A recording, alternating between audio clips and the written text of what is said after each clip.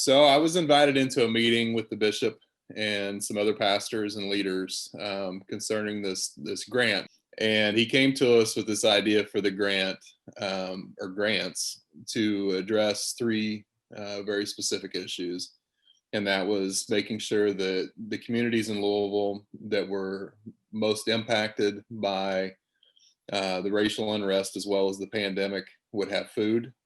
Um, the second piece was the education piece, where we would set up tutoring at our churches, as well as try to facilitate a better environment for the kids to do the NTI. And then the third piece was the psychological aspect of the impact of everything going on right now. So we've been involved in feeding our community for the 7 years that I've been here. And so we've learned some tricks of the trade to make that more efficient and easier. But with what we're doing currently, and I hope in time that we can expand it, but what we're doing right now with Coke, Genesis, and Mosaic, as well as Grace Kids, is in a partnership with UMC Food out of Northern Kentucky.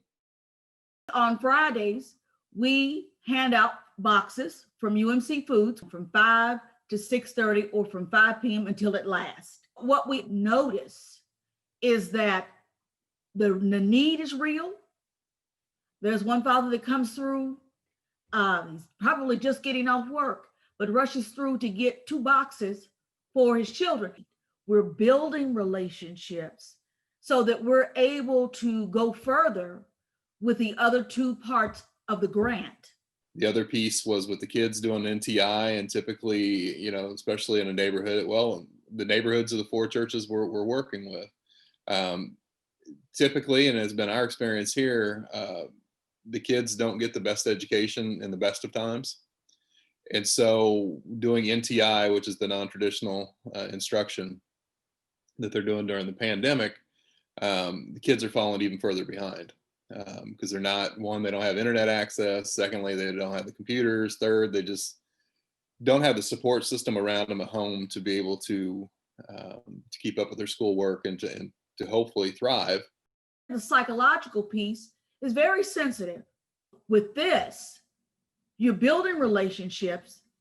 They'll see it is a place where we can be trusted to help meet that need. I love the fact that there's different aspects to this psychological piece, where it would be, through arts, through various ways where children are able to connect and get the help that they need. It's going to be work, but it's well worth the work, because if you allow it to go in the direction that it's going in, and children are not dealing with the internalized pain and frustration, then they don't have much of a chance as an adult if it doesn't get corrected. We're going to see them in possibly the prison system. We're going to see them in act out, or not being the best people that they can be, not understanding that they have gifts and talents, and we need to invest in our youth. And I think that that's a wonderful way to do that, is to meet them where they have a need. I'm just incredibly proud of the way that our churches have come together. And I mean, we did this in a hurry. From the moment the bishop told us about it to applying for the grant, getting the grant, and then boom, we're rolling. To go from zero to serving thousands of meals every Friday, and the way the 4 churches have come together, we're partnering, we're working, it's working like it's supposed to.